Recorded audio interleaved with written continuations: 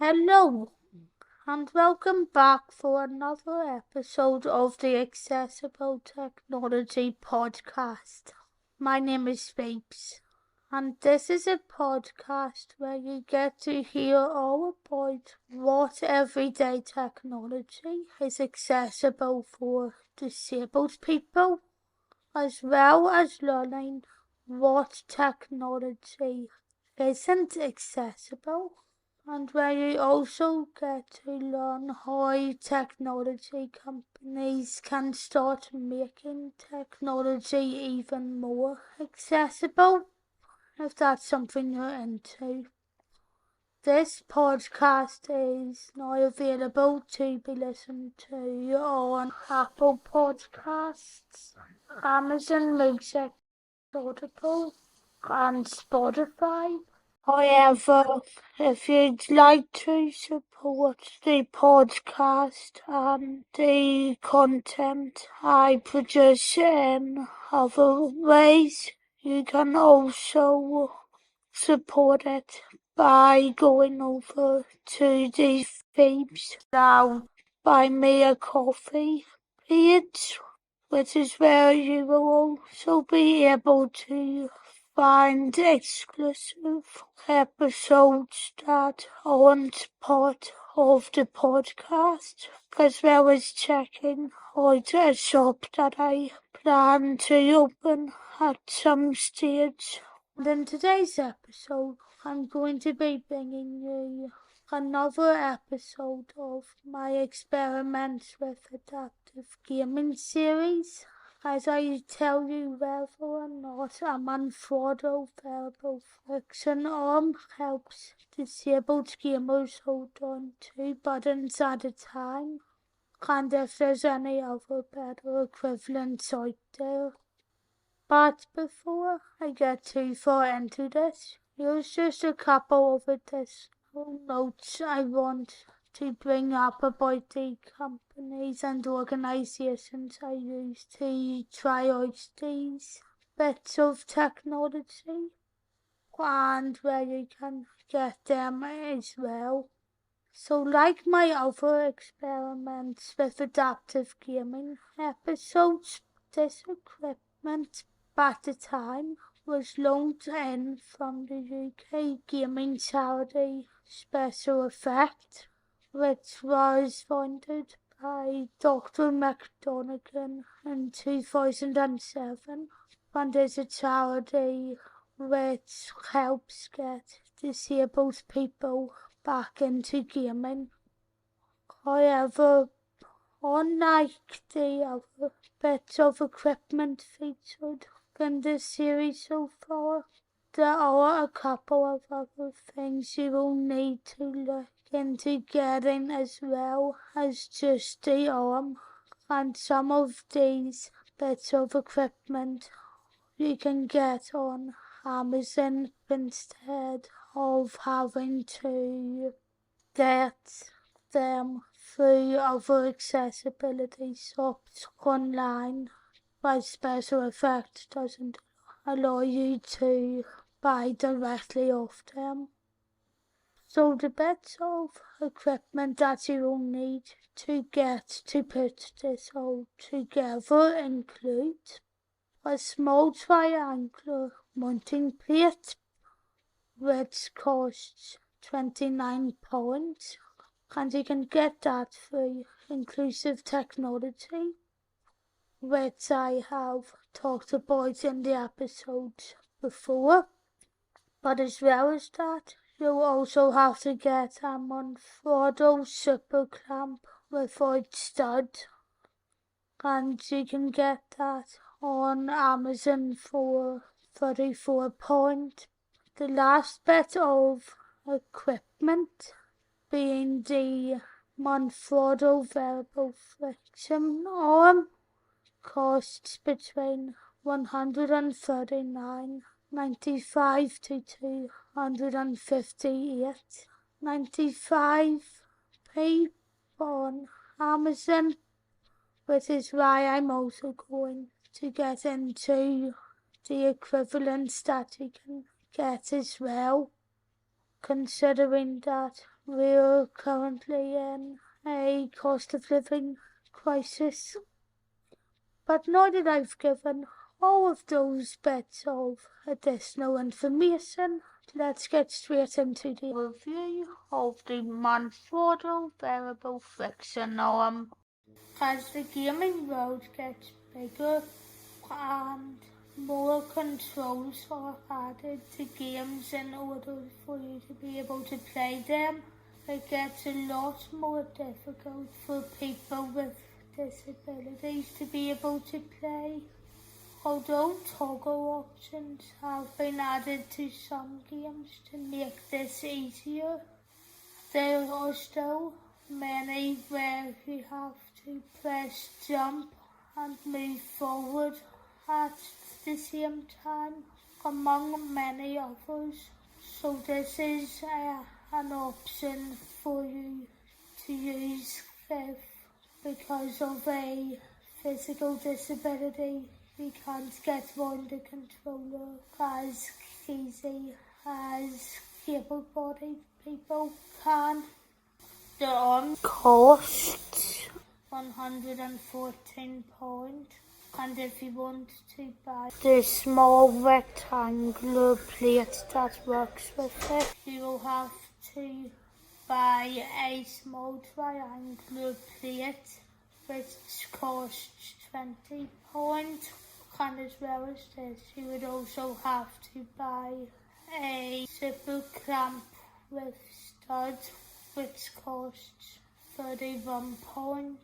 Cheaper versions of the Manfrotto Arm are available on Amazon, and all updates on whether or not they do the same thing, but for cheaper they'll be on my blog in future as soon as I know the answer to if they do the same thing. So you can stick any bit of gaming equipment to the Manfrotto Arm as you want, with Velcro working with lighter bits of equipment like switches, and Lock helping with heavier bits of equipment such as controllers or joysticks. Once you have your bit of equipment stuck on, you would then just move the arm to whichever part of your body you want to use it with.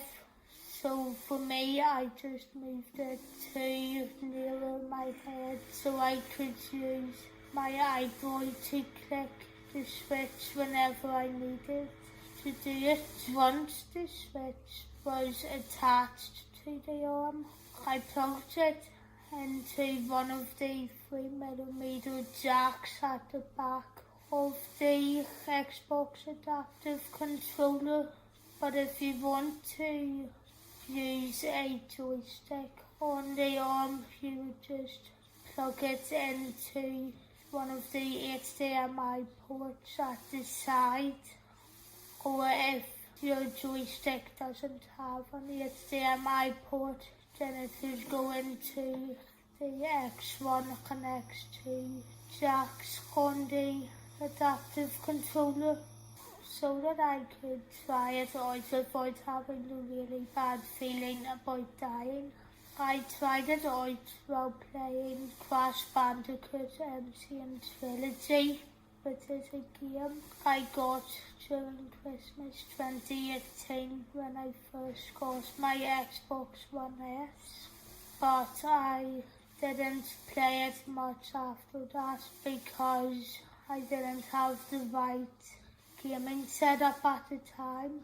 But the Manfrotto Arm made it a lot easier to play, and I think I really liked playing it with it.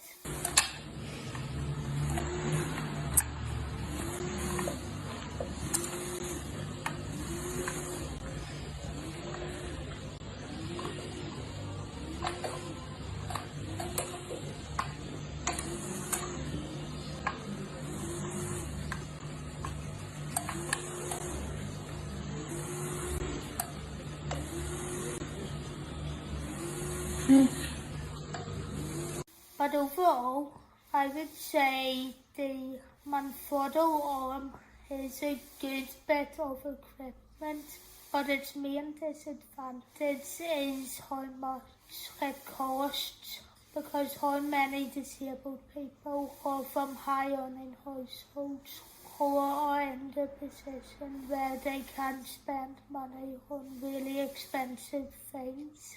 Yes, I would like to buy it, to try it out with other more action-y games, sort of like the Assassin's Creed ones, but the main disadvantage with it is the price, and that's something I think I would prefer to see if there's any cheaper ones that would do the same things. So what are your thoughts on the mounting arm included in this episode? Have you tried one before? And what were your experiences using it? Or does the cost make it sound like too much and like you would rather look for something else that does the same thing? As I said at the beginning of this episode, there are some cheaper options out there, and I will be bringing those to you at a later date, but you can get those for cheaper, basically for about £40 or for less if you build the money up and buy different bits of equipment to make your own DIY mounting arm, but that will be explained more in further episodes. If you would like to pass on some of your thoughts, you can include them in a review wherever you're listening to this on, as well as via the contact pages over on my Phoebeslow Tech Reviews site, pltechreviews.co.uk, or on my other website, phoebelow.com.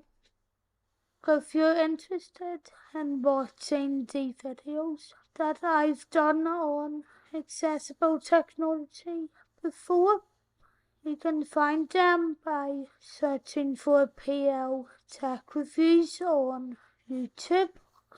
And if you'd like to see a couple of my accessible tours reviews, as well as my film, TV, theatre reviews and political videos, you can see them by searching for my Phoebeslow journalism YouTube channel, or by also searching for the Phoebeslow podcast on all of the same destinations as you can listen to this podcast on.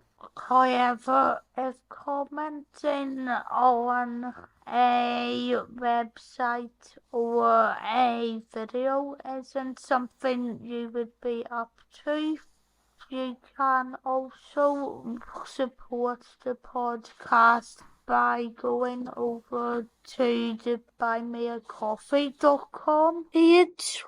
In the next episode, you'll be hearing a review of the Turtle Beach Stealth 600 gaming headset, and that will then be followed by 6 disability history month episodes I did in 2020, starting with how shielding made social distancing easier for disabled people throughout the pandemic, and carrying on with other ones that I did. If you would like to follow me on social media, you can do so by searching for @Phoebeslow on Twitter, and my Instagram handle is @TheRealPhoebeslow. However, you can also follow the site as well. Thanks for listening, and I'll talk to you on the next one. Bye!